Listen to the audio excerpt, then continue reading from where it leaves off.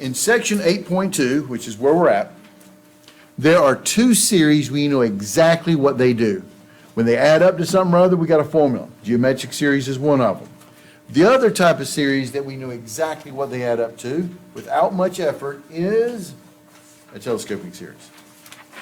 A telescoping series is a series that, in essence, it's a sum, a series of a fraction minus a fraction where the numerators are the same. Fraction minus a fraction where the numerators are the same.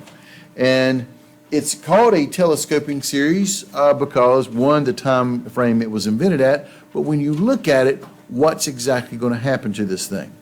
So this guy is going to basically act like a telescope. Now you got to think, this is 17th century mathematics here. What do you guys think of when you think of a 17th century telescope? Pirates of the Caribbean and this elongated thing that looks like a cylinder within a cylinder within a cylinder within a cylinder, right? So you got this pirate looking through this telescope, and then once he's done looking through it, how does he put it away? What do you do? It collapses. One cylinder goes inside of another one. So instead of this elongated cylinder, it actually collapses down to this one cylinder inside of a cylinder, just kind of short. That collapsing idea is why they named it the way it does. So let me show you. Here is a telescoping series, and I can recognize it because it's a sum of a fraction minus a fraction where the numerators are the same. This is my goal for you guys. This is what a telescoping series is going to look like.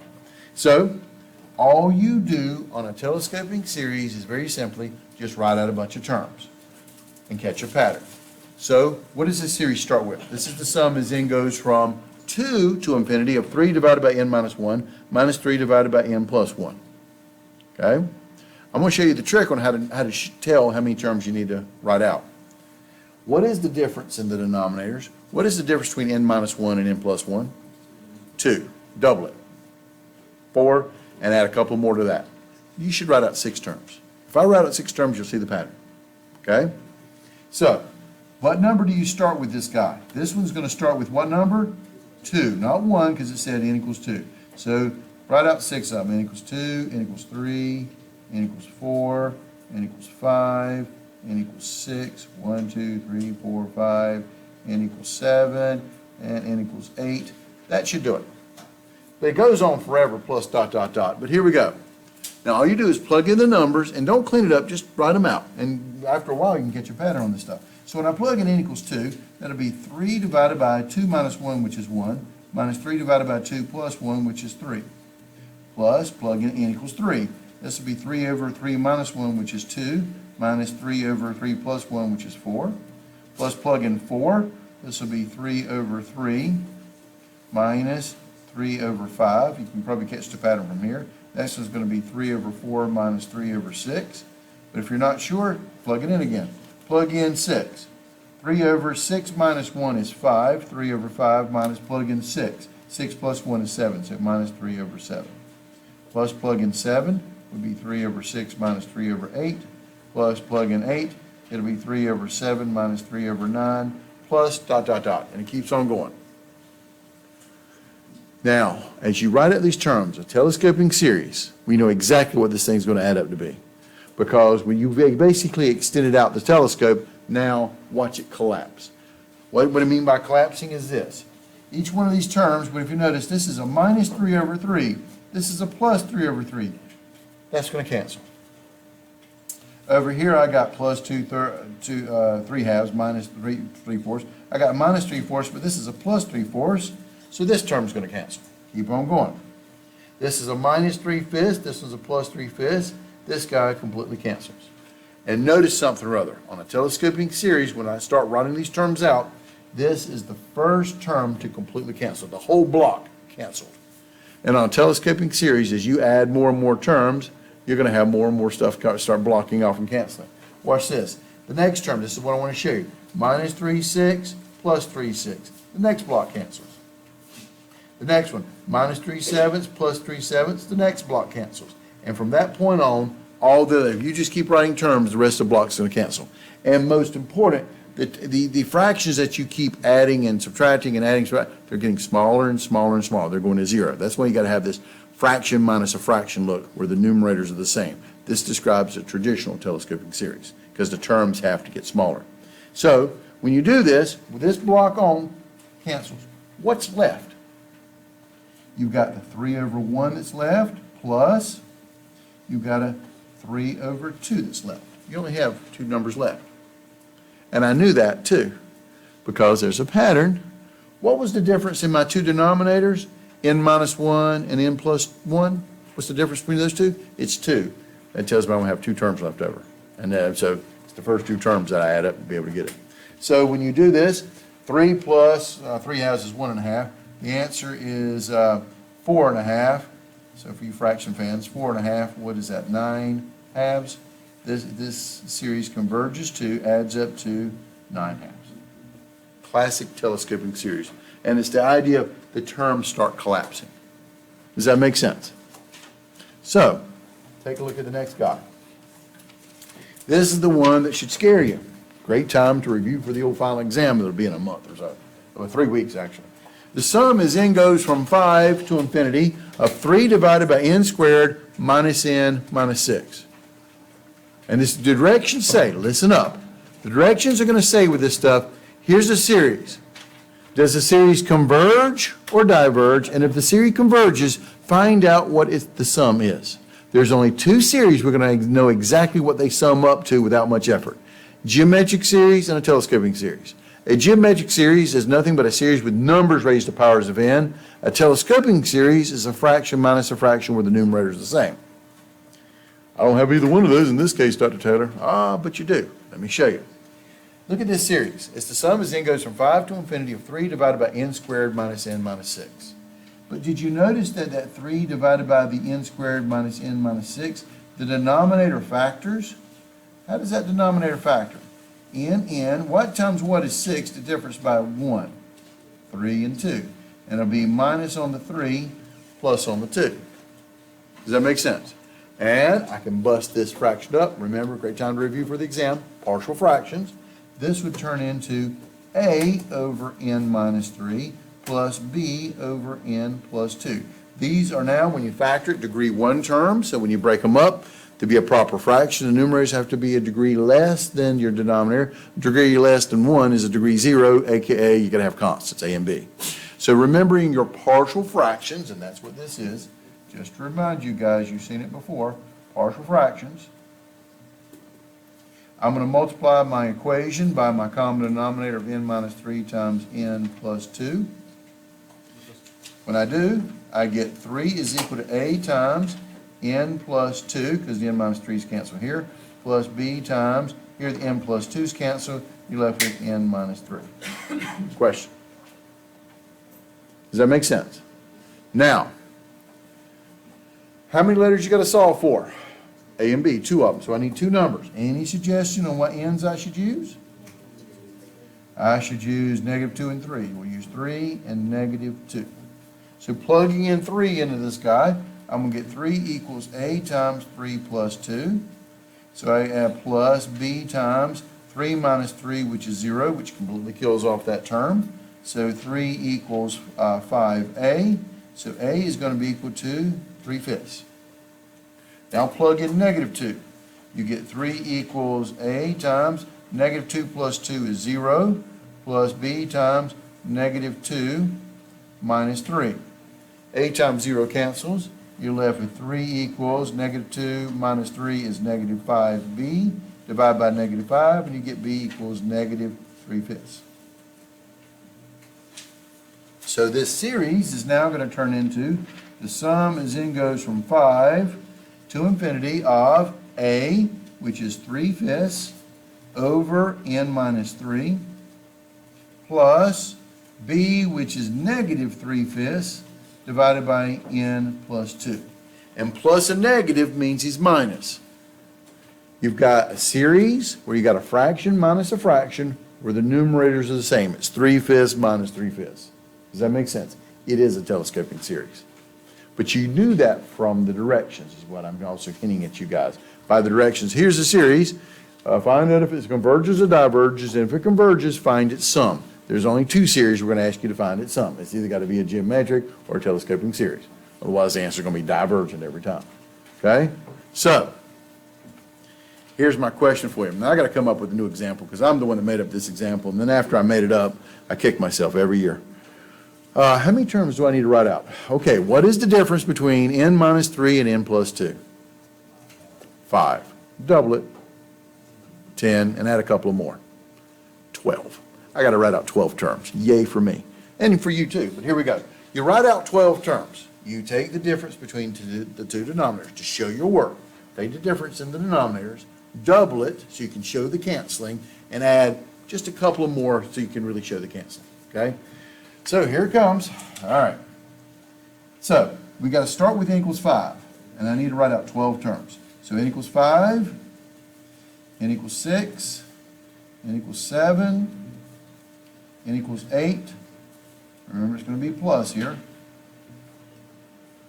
And then I'm going to continue on down here, plus n equals 9, n equals 10, n equals 11, n equals 12, n equals 13, n equals 14, 1, 2, 3, 4, 5, 6, 7, 8, 9, 10, plus n equals 15, 16, 17, 1, 2, 3, 4, 5, 6, 7, 8, 9, 10, 11, 12, 13. Good enough. Okay? What would be 12 terms? Well, if you get to show your work, you take the difference between the two denominators. The n minus 3 and n plus 2 is 5. To show the work, to show the canceling, you got to double that because you're going to see some canceling. That's 10, and add 2 more to that to actually show the canceling. That's where I got the 12 from. You need to write out 12 terms. Why n plus 2? Because you're going to show the canceling. Just hang with me, you'll see the canceling in just a second. So I wrote out 12, I actually wrote out 13 terms because I got carried away. So now write in the numbers and watch the canceling. So here we go. Plug in 5. This will give you 3/5 over 5 minus 3 is 2, minus 3/5 over 5 plus 2 is 7. There's my first term. Plus plug in 6. That gives you 3/5 over 3 minus 3/5 over 8. Plus plug in 7. That's 3/5 over 4 minus 3/5 over 9. Plus plug in 8. That's 3/5 over 5 minus 3/5 over 10. Plus plug in 9. Plugging in 9, 9 minus 3 is 6. So that's 3/5 divided by 6 minus plugging in 9 minus 3/5 divided by 9 plus 2 is 11. 3/5 over 11. But hopefully you can catch a pattern on this stuff. The next one's going to be 3/5 over 7 minus 3/5 over 12. Plus the next one, when you plug in 11, is going to be 3/5 over 8 minus 3/5 over 13. Plus plug in 12, you get 3/5 over 9 minus 3/5 over 14. Plus plug in 13, you get 3/5 over 13 minus 3 is 10, minus 3/5 over 13 plus 2 is 15, plus 3/5 over 11 minus 3/5 over 16, plus plug in 15, 3/5 over 12 minus 3/5 over 15 plus 2 is 17. Plus plug in 16, 3/5 over 13 minus 3/5 over 18. And plug in the last one, 17, 3/5 over 14 minus 3/5 over 19. Plus, it goes on forever, but there's enough terms to show the canceling on this thing. So here we go. In terms of the canceling on this guy,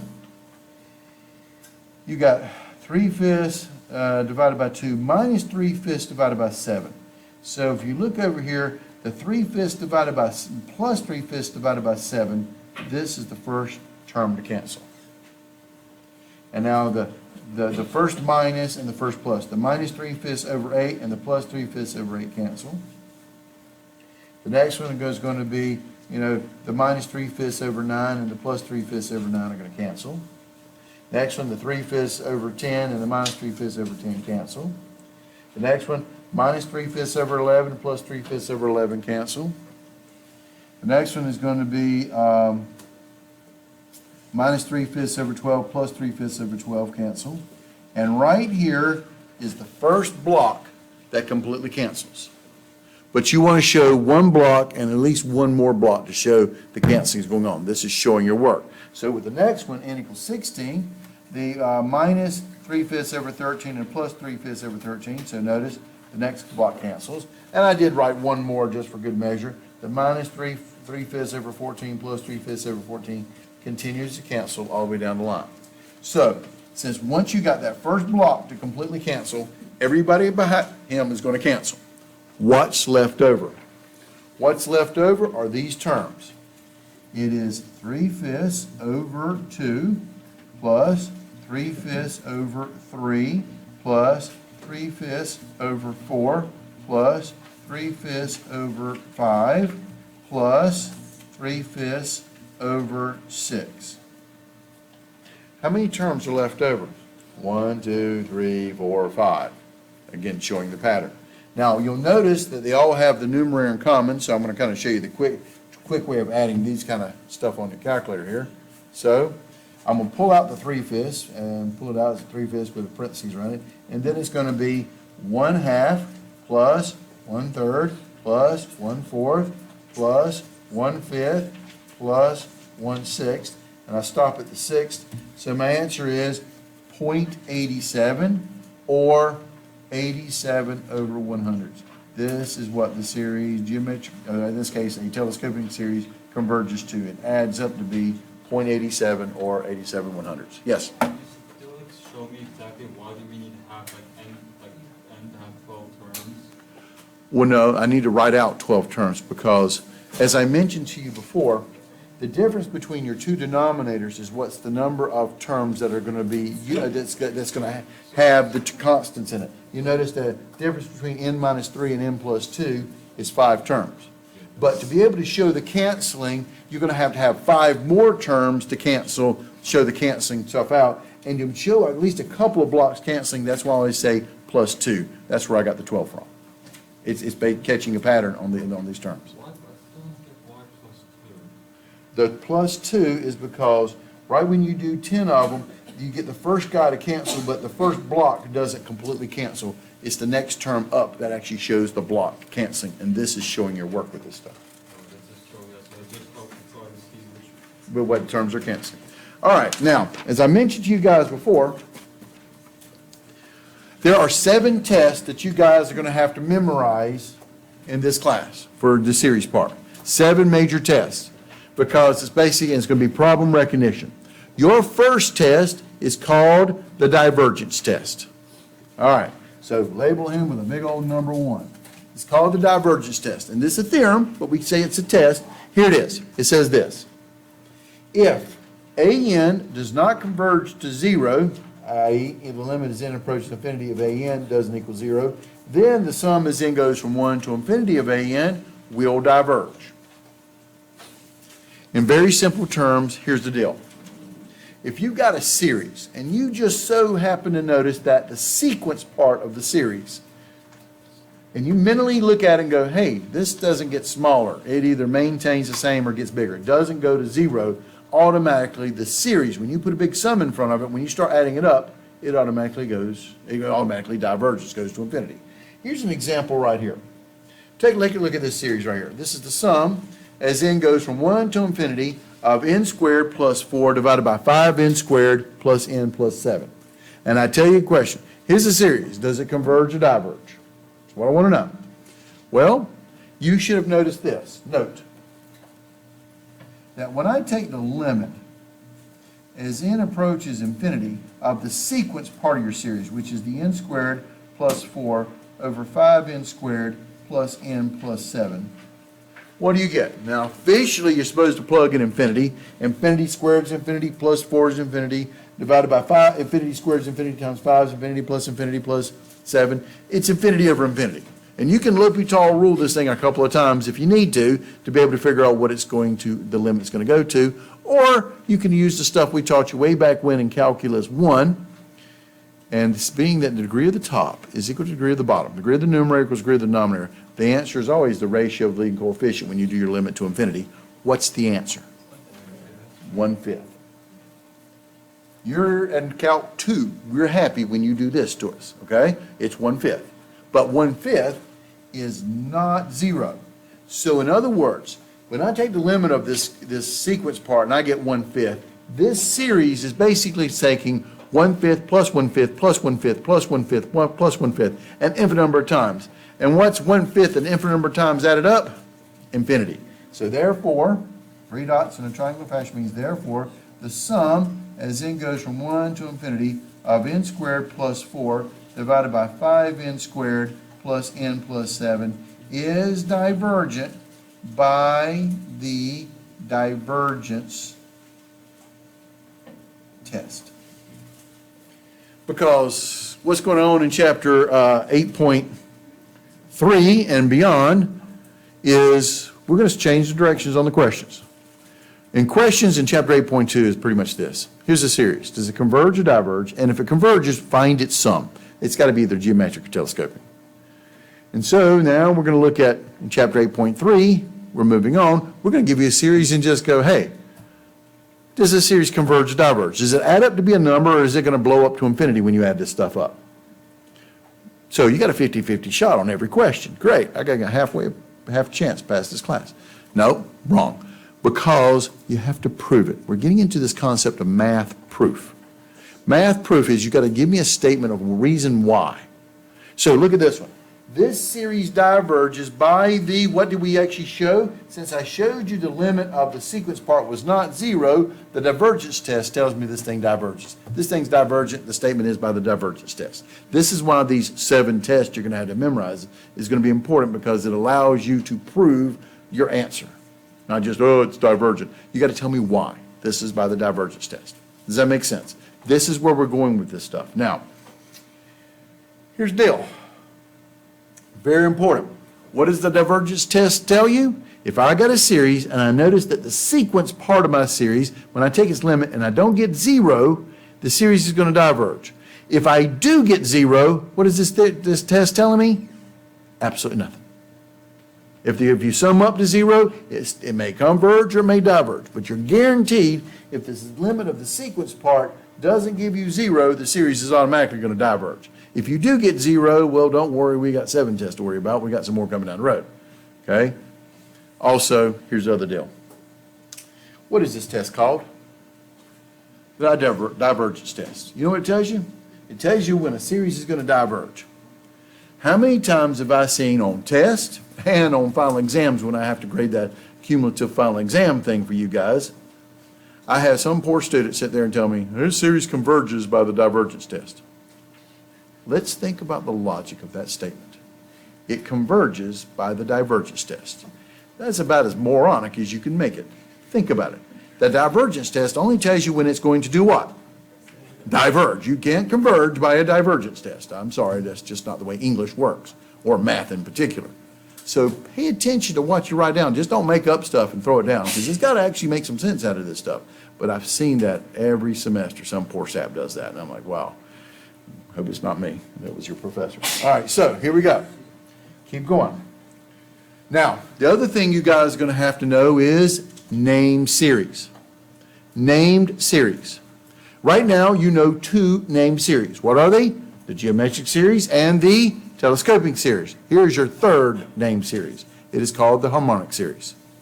The harmonic series is a very simple series. It's the sum as n goes from 1 to infinity of 1 over n. This series diverges. Now, if you write this thing out, the sum as n goes from 1 to infinity of 1 over n, you get 1 plus, plug in 2, 1/2 plus 1/3 plus 1/4 plus 1/5 plus ... And you keep on going down the road. This thing is going to officially add up to be infinity. It is divergent. Now, why this guy is so important is when you look at the universe of series, there's this line kind of drawn in the sand that when you fall on one side of this line, you will be a convergent series. When you fall on the other side, you're going to be a divergent series. And that line drawn in the sand is that harmonic series. It's so special, they gave it a name.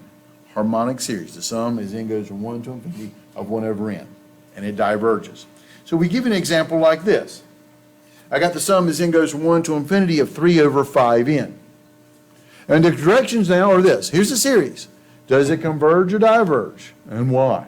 All right. So first things first. Series. What do I get to do with constants? Being multiplied times my little series.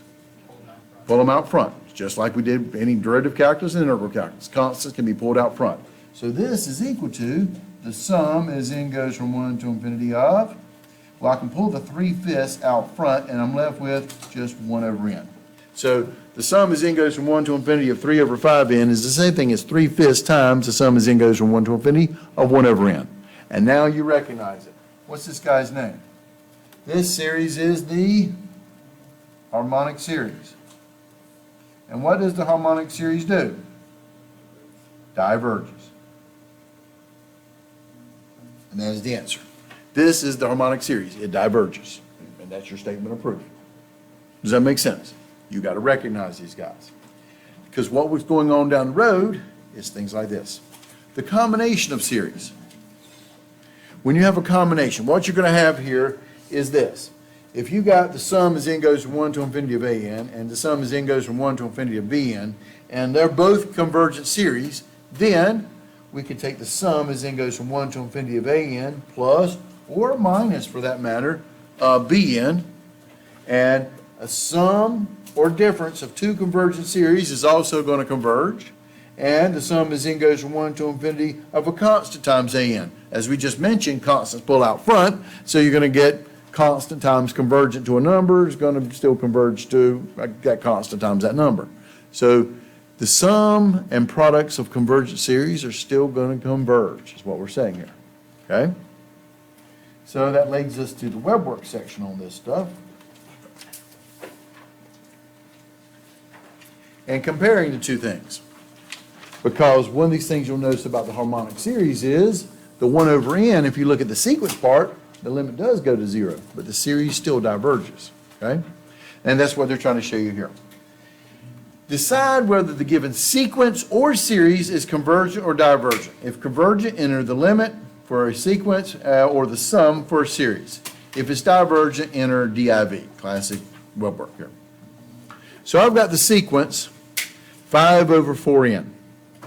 To figure out if a sequence, this is chapter 8.1, if a sequence converges or diverges, all you do is you take the limit as n approaches infinity of your sequence, 5 over 4n. First rule of limits is plug in the number, in this case infinity. That'll be 5 over 4 times infinity. 4 times infinity is infinity, and 5 divided by infinity is 0. This sequence converges to 0. The limit is 0. Does that make sense? However, now look at the next one. The next one is a series. It's the sum as n goes from 1 to infinity of 5 over 4n. Well, you can clean this guy up. This gives you 5/4 times the sum as n goes from 1 to infinity of 1 over n. And you should recognize him. This guy's got a name. What's this series name? It's the harmonic series.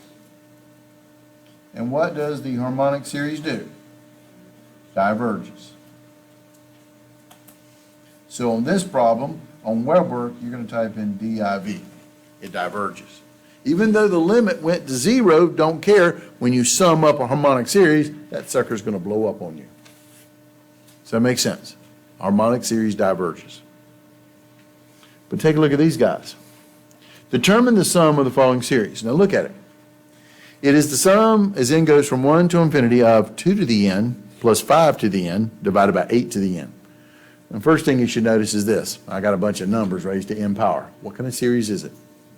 Geometric series. Numbers to powers of n is a geometric series. Does that make sense? But you need to clean them up. First off, I notice I have a single denominator. So I'm going to break that up as the sum as n goes from 1 to infinity of 2 to the n over 8 to the n plus 5 to the n over 8 to the n. I took my single denominator and put it under each term in my numerator. The next algebra you can do is this. When I am summing up things that are being added or subtracted, I can distribute the sum. So this is going to be equal to the sum as n goes from 1 to infinity of 2 to the n over 8 to the n plus the sum as n goes from 1 to infinity of 5 to the n over 8 to the n.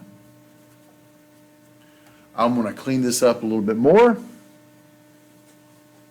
And this is the sum as n goes from 1 to infinity of, I can factor out the n on the first sequence, first series, and 2 to the n over 8 to the n, factoring out the n, I get 2/8, but 2/8 is the same thing as 1/4, just to clean it up, plus the sum as n goes from 1 to infinity of, factoring out the n out of this series, I get 5 over 8 to the n.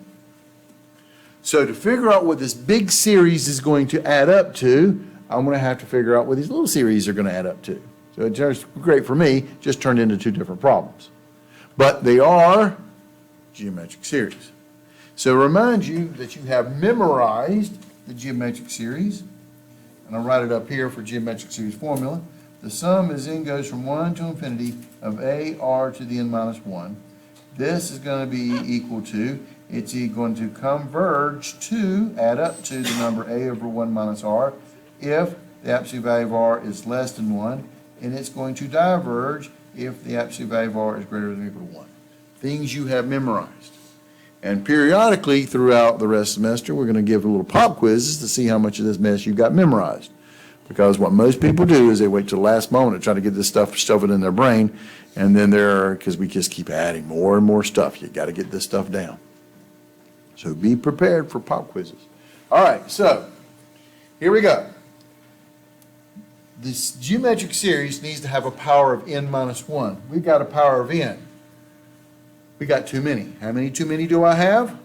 1. I'm going to pull off one of these guys. So this is the sum as n goes from 1 to infinity of 1/4 times 1/4 to the n minus 1.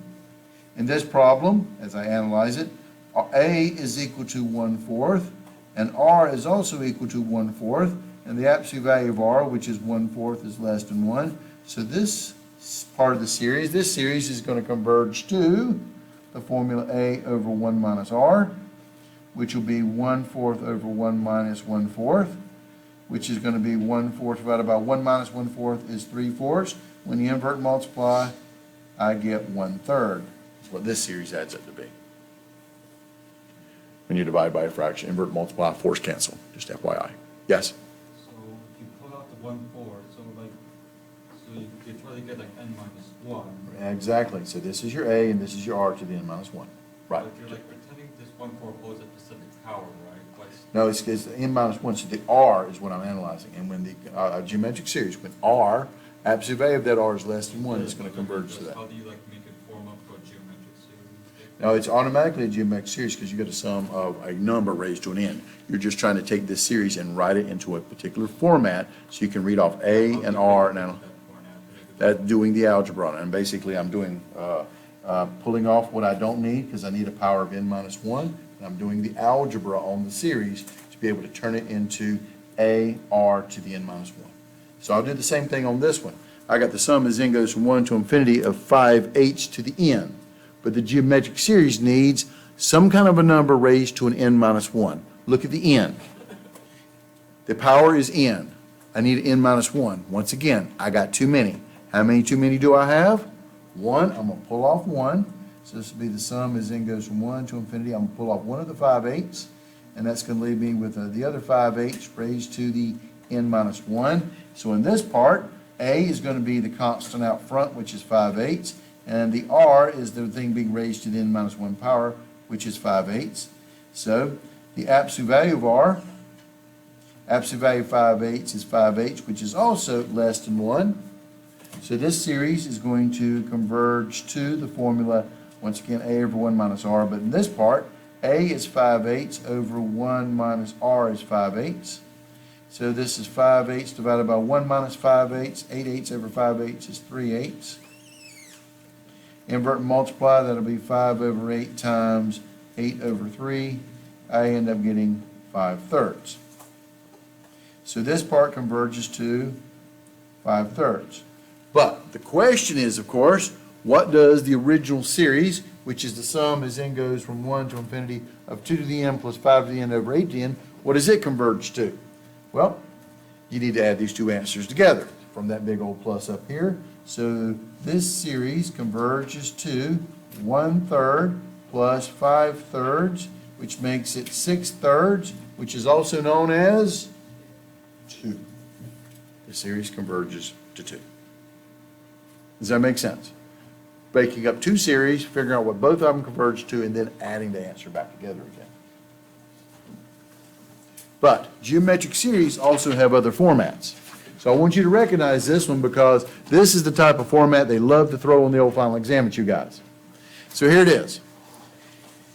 It says, quote, determine the following series is convergent or divergent, and they basically want you to find out what it adds up to be.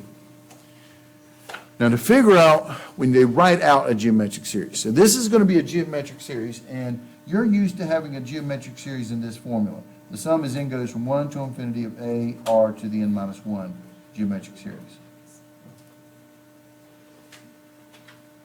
But when they write it out, here's how to figure out what the parts are. What do you multiply the first term to get to the second term? And when do you multiply the second term to get to the third term? And if it's the same number each time, that's going to be your R. Does that make sense? So, what do you need to multiply by 9 to get a negative 9/5? You need to multiply by negative 1/5, right? Now, double check it. Now look at your next term. What do you need to multiply negative 9/5 by to get to a plus 9/25? Another negative 1/5. And if I multiply that negative 1/5 times 9/25, I get the negative 9/125. This value right here is R. The number you multiply by one term by to get to the next term. R is equal to negative 1/5. Does that make sense? Now A is the first number in the lineup that you multiplied the R by. What was the first number we multiplied the R by? 9. So now you've got the A is 9 and the R is negative 1/5, and the absolute value of R, absolute value of negative 1/5 is a 1/5, and that's less than 1. So we know from a geometric series that this series is going to converge to or add up to the formula A over 1 minus R. A is 9 over 1 minus, what's your signs, negative 1/5. And I'll just stick that on the old handy dandy calculator here. So here we go. 9 divided by parentheses, 1 minus parentheses negative 1/5. Close parentheses for the fraction, close parentheses for the denominator. I end up getting 7.5, or for you math fraction fans, it converges to 15 halves.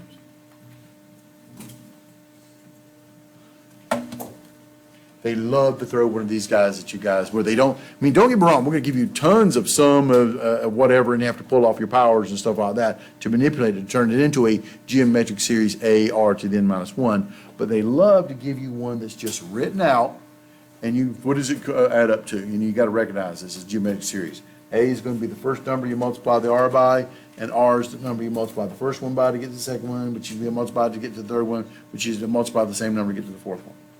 Okay? Now this one's another web work problem here. And we know what you people do, and I'm going to show you exactly what people do, and it's embarrassing. All right, it is express 2.927927 ... as a rational number in the form of P over Q, where P and Q are positive integers with no common factors. Well, all right. Here's what people do. All right, so we're going to convert 2.927927 ...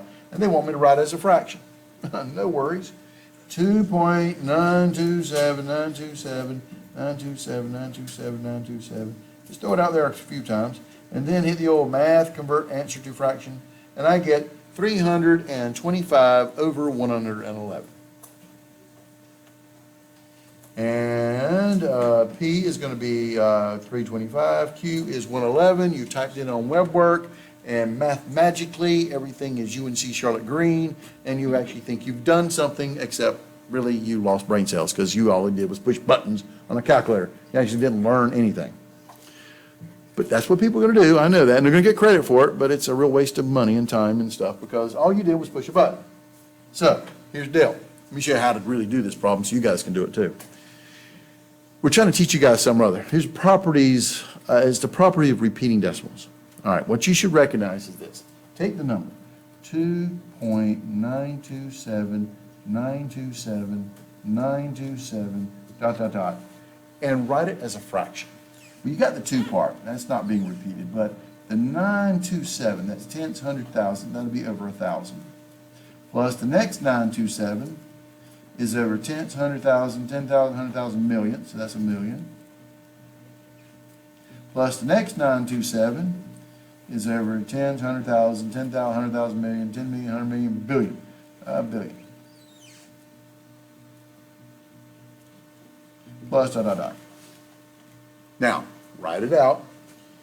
This will be 2 plus 927 over 10 cubed, that's what 1,000 is, plus 927 over 10 to the 6th, that's what a million is, plus 927 over 10 to the 9th, because there's 9 zeros, that's what a billion is, plus dot.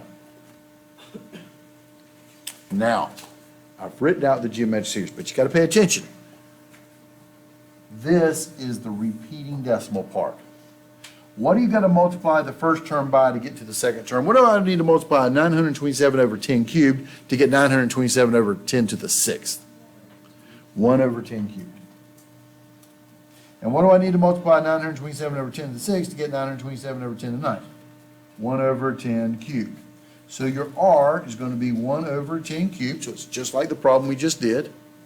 And your A is the first number that you multiplied the R by. What was the first number we multiplied the R by?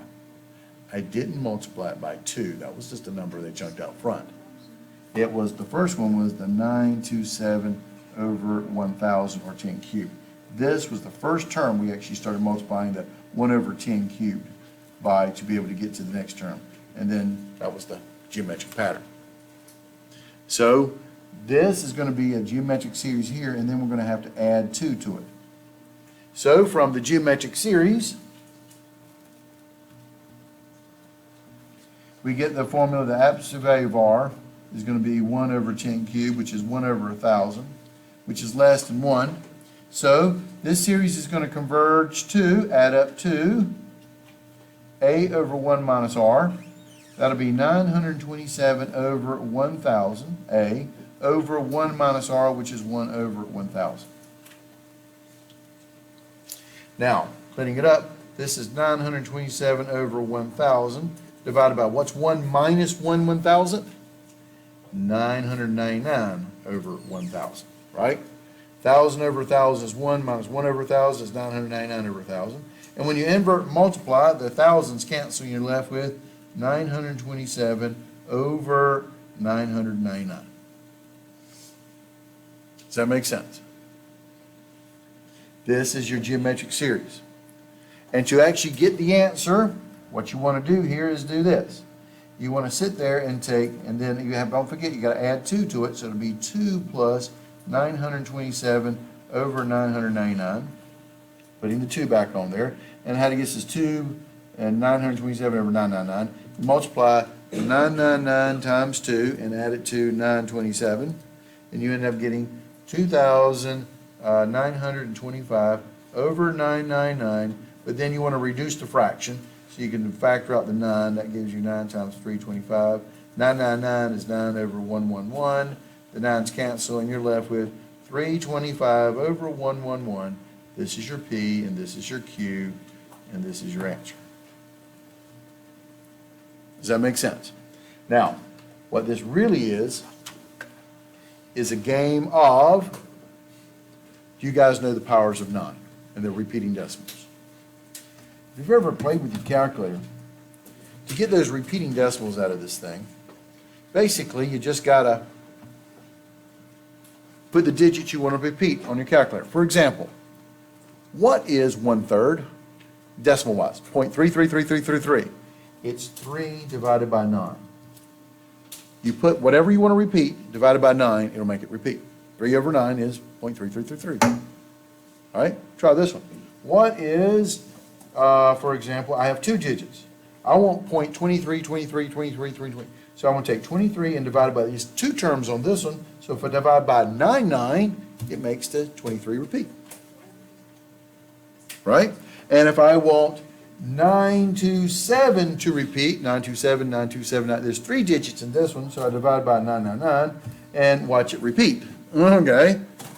It's the properties of nines. When you divide by 9, it makes the decimals repeat as long as the numbers are less than that number. So if I want, for example, 303030 to repeat, that's 2 digits, 30. Since it's 2 digits, I divide by 99. Okay, if I wanted just 0303 to repeat, that would be just 03, which is 3 divided by 99. That's just 030303. You divide by however many digits to the point you want to repeat it. That's what and it really is a geometric series. At the end of the day, is where this stuff comes from. Okay, so there you go. This is the way you're supposed to do it. But yeah, mathematical calculators, how people really do it. All right, last one. Then we'll move on in section 8.3 here. It is this. It says this. Now, this is where we're headed to. So pay attention to this problem, but it's actually a chapter 8.5 problem, but you can answer it here. It's called power series, a series where we've been playing on with these series, but they're eventually going to chunk X's into this thing and create programming for all you computer science guys out there. So for the series, the sum as n goes from 1 to infinity of x to the n divided by 4 to the n. First off, find the values for which values of x for which the series converges, and then part B, find the sum of the series for those values of x. All right. First thing you're supposed to recognize, x is a number. So since x represents a number, the sum as n goes from 1 to infinity of x to the n divided by 4 to the n is a geometric series. But to be a geometric series, we want to make it look like this. The sum as n goes from 1 to infinity of a r to the n minus 1. That is your form that you have memorized for a geometric series. Okay? So I'm going to take my guy, the sum as n goes from 1 to infinity of x to the n over 4 to the n. And what I'm going to do here is I'm going to factor out the n. This will be the sum as n goes from 1 to infinity of x over 4 to the n. X represents a number, so let him just hang there for a second, right? But to turn this, because x representing a number, this is a number to a power of n, is a geometric series, but we want to have a power of n minus 1. I got a power of n. What do I got? 1 too many. So I'm going to factor off one of them, pull off one of them, doing my algebra here. This is sum as n goes from 1 to infinity, pulling off one of those x over 4s, and you're left with x over 4 to the n minus 1. This is officially to the first power up here, because when you multiply, you add exponents, so 1 plus n minus 1 is really the n. But when you look at this, a is going to be the x over 4, and the r is going to be inside the thing, power, parentheses raised to the n minus 1 power, and that's going to be x over 4 as well. But now, here's the deal. What they want is the values of x to make this series converge. For a geometric series to converge, the absolute value of r has to be less than 1. So r is x over 4. So the absolute value of x over 4 has got to be less than 1. And your mission here is to solve for x. But I just want to remind you guys of how to solve an absolute value inequality. There was a rule way back in Algebra 2 high school here, and here's your rule. When you got the absolute value of x less than or possibly equal to some number b, to be able to solve this guy, you want to get rid of the absolute value. With the absolute value less than, we do something called the double-sided inequality. But the absolute value, because it could be negative, will end up being between negative b is less than or possibly equal to x, which is less than or equal to b, and then you solve for x in the middle. Solve for x in middle.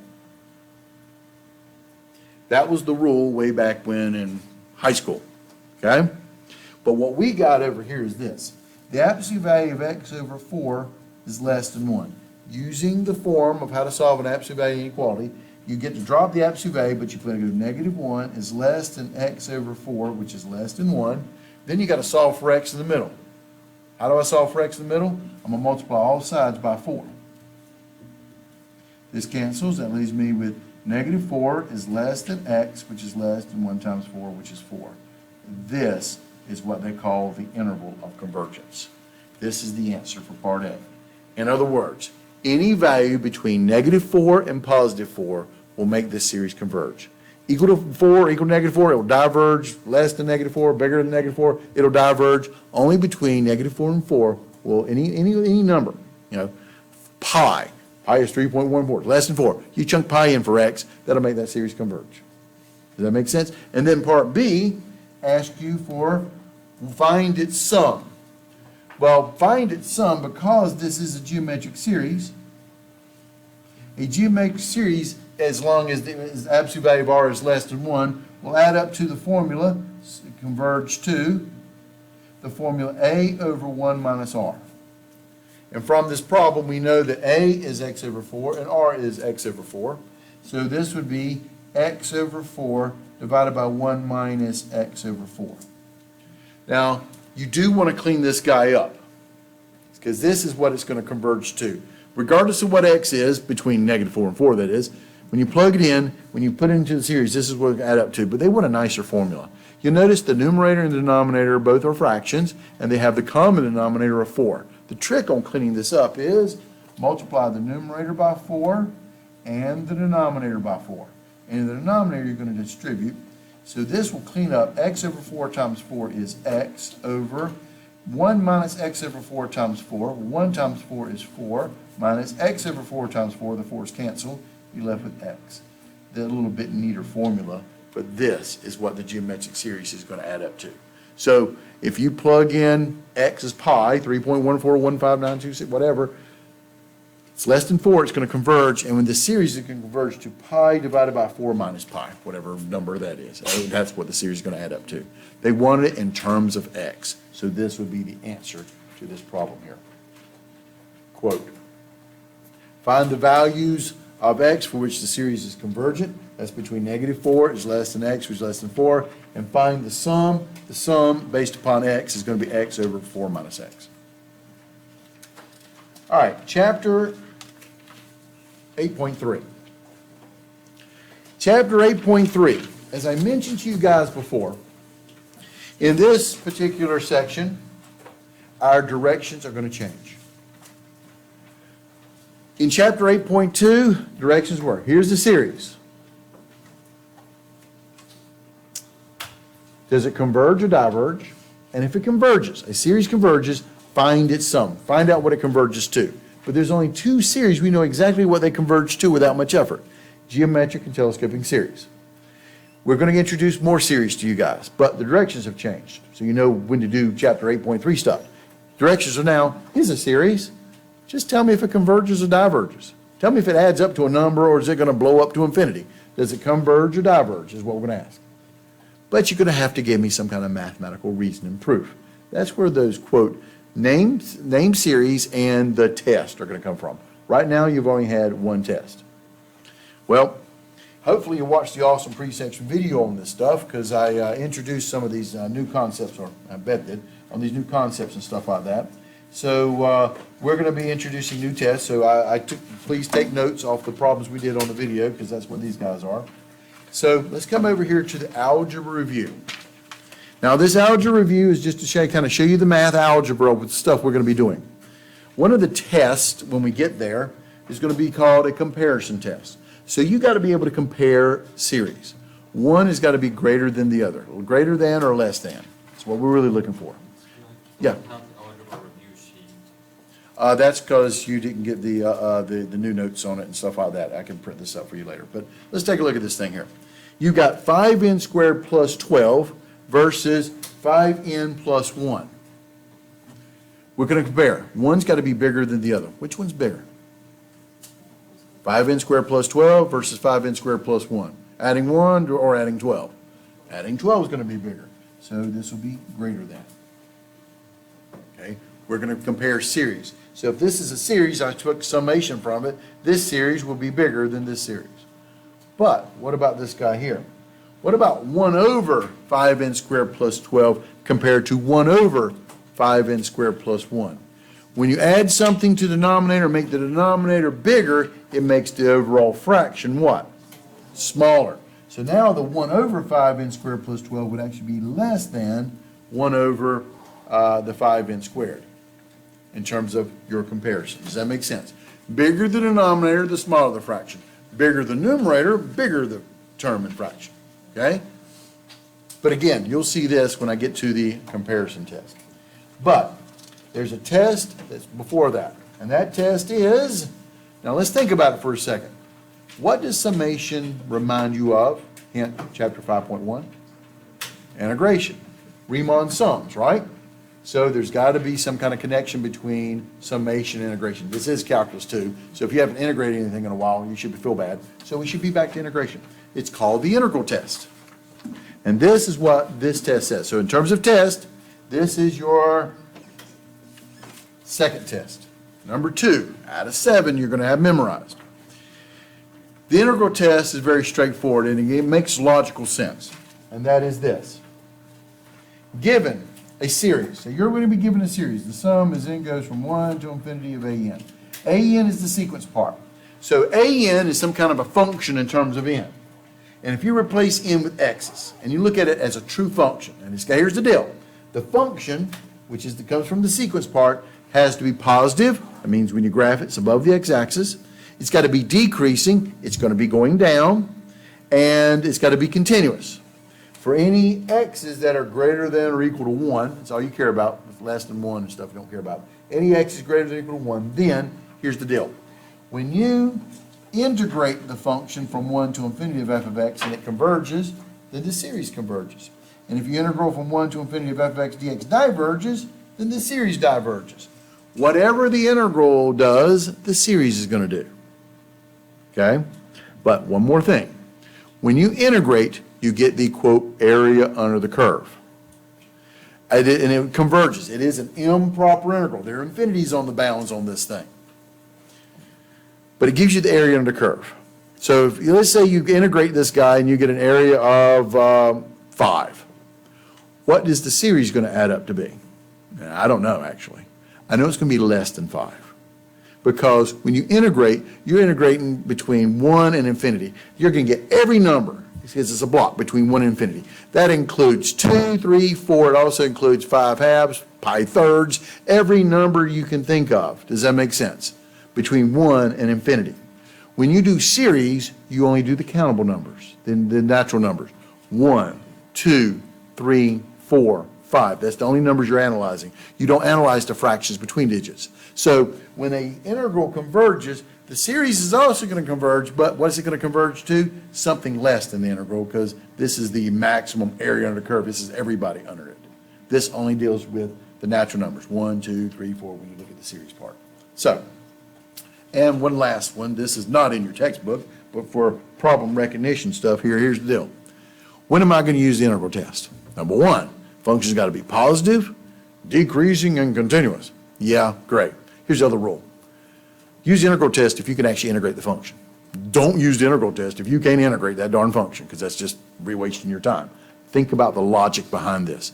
I'm going to use the integral test when I replace the summation with an integral, and I got to be able to integrate the function. Use substitution, partial fractions, or integration by parts. Worst case scenario. It's either going to be a basic formula or honestly use substitution is what we're going to focus on. So focus on that. Turn it into an integral, and you shouldn't use the integral test if you can't integrate the function. You should try another test. Don't worry, we have 7 of them. But this is calculus 2. Integral test has got to be one of our big guys. So let's take a look at this first guy here. This is the sum as n goes from 2 to infinity of 4 divided by n times the natural log of n cubed. This is a nasty looking series, and directions are very simple. Tell me if this series converges or diverges. We didn't ask you what it converges to. We just asked, does it converge? Is it going to add up to a number? Or is it going to diverge? Is it going to blow up on me? Okay? Well, if you look at it, you go, okay. Well, convert, because I believe I can integrate this guy, so the integral test should be one of your big tests that you should always keep in the back of your pocket when you need to pull it out. Can you integrate this function? So to integrate it, you're going to convert it over. Summation turns into integration from the Riemann sum. This will be from 2, because your bound started at 2, to infinity of 4 over, replace n with x's. This will be x times the natural log of x cubed dx. Does that make sense? You convert the series to an integral. Riemann sum to think about where you've been. So now we got to figure out if this integral is converge or diverge. This is chapter 6.6, improper integrals. So it's a great time for review for the exam. It's improper, and improperness is the infinity on the bound. So if you remember your chapter 6.6 stuff, you need to convert this into, pick your favorite limit, pick your favorite letter. A approaches infinity. The integral from 2 to a of 4 over x times the natural log of x cubed dx. Okay? Now, forget the bounds and all this other stuff. You need to come over here and you actually have to integrate this guy. The integral of 4 over x times the natural log of x cubed dx. Is that a rule you have memorized? Me neither. What rule are you going to use then? What method? Use substitution. What are you going to let u equal to? Inside parentheses. Natural log of x. What's du? What's the derivative of natural log of x? 1 over x dx, which just so happens to be in the problem. It's great. So this becomes the integral of 4 over, this was u cubed, and the x on the bottom dx gets replaced with a du. Clean them up. This turns into the integral of 4u to the negative 3 du. Integrate it, 4, add 1, u to negative 2 over negative 2. No plus c's on this thing because we do have bounds. This turns into, cleaning it up, negative 2 goes into 4, negative 2 over u squared times. And then back substitute, this will be negative 2 over the natural log of x squared. So this turns into the limit as a approaches infinity of negative 2 divided by the natural log of x squared, evaluated from 2 to a. Now we're going to apply the fundamental theorem of calculus, plug in top minus plug in bottom. This will be equal to the limit as a approaches infinity of negative 2 over the natural log of a squared minus negative 2 over the natural log of 2 squared. Clean this guy up. This is equal to the limit as a approaches infinity of negative 2 over the natural log of a squared minus a minus is a plus 4 over 2 squared is 4 divided by the natural log of 4. Oh, I'm sorry, plus 2. Sorry about that. Did the denominator. Plus 2 over the natural log of 4. Now, take your limit. Plug in infinity. This will be negative 2 over the natural log of infinity squared plus 2 over the natural log of 4. What is the natural log of infinity? Things we know from calculus 1. The natural log of infinity is infinity. So this is negative 2 over infinity, squared still infinity, plus 2 over the natural log of 4. But 2 divided by the natural log of, 2 divided by infinity is 0. Question, yeah.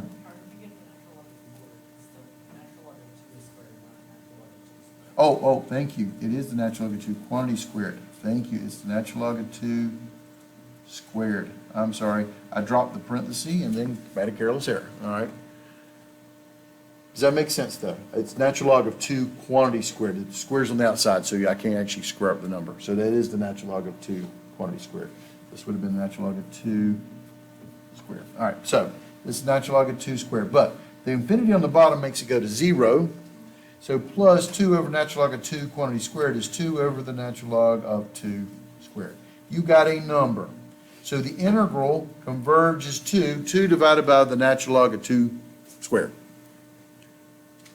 I got a number. The integral converged. Now, what was the actual question? Therefore, 3 dots in triangle fashion. Therefore, the sum is n goes from 2 to infinity of 4 divided by n times the natural log of n cubed is what? Since the integral converged, guess what the series is going to do? Converge, but here's the other part, converges by the, and you got to state what test you just showed. Integral test. By the integral test. And that sums up the final solution. But with the integral test, you've got to show all this wonderful integration stuff. Does that make sense? Now, one more in the last 3 minutes I have in class. Look at this guy here. The sum as n goes from 1 to infinity of 1 over n.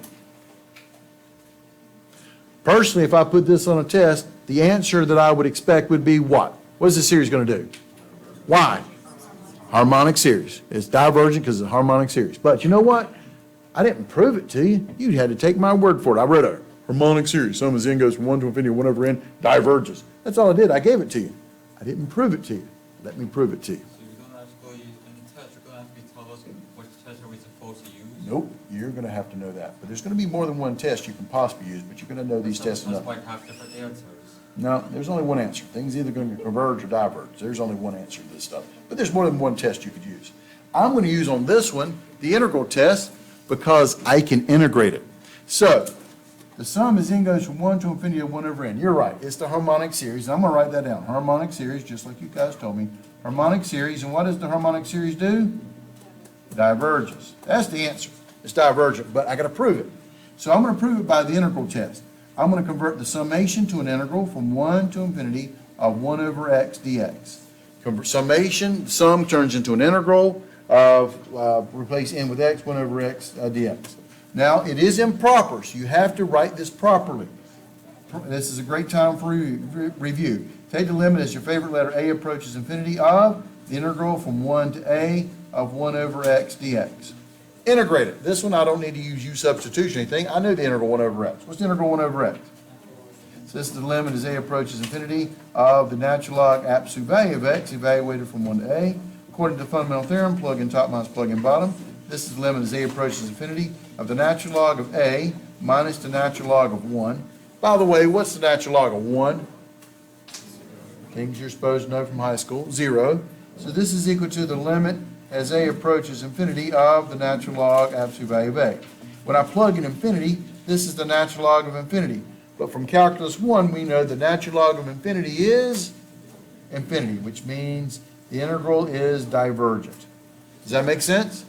Therefore, the sum as n goes from 1 to infinity of 1 over n is divergent by the integral test. That's proving it, but honestly, you knew it. Actually, this was the harmonic series which diverges. Does that make sense? You only use integral tests on stuff you can actually integrate, but there's going to be a pattern on this stuff. And the next time we're going to get to our next name series, which is P series, but we'll introduce that next time. See you guys then.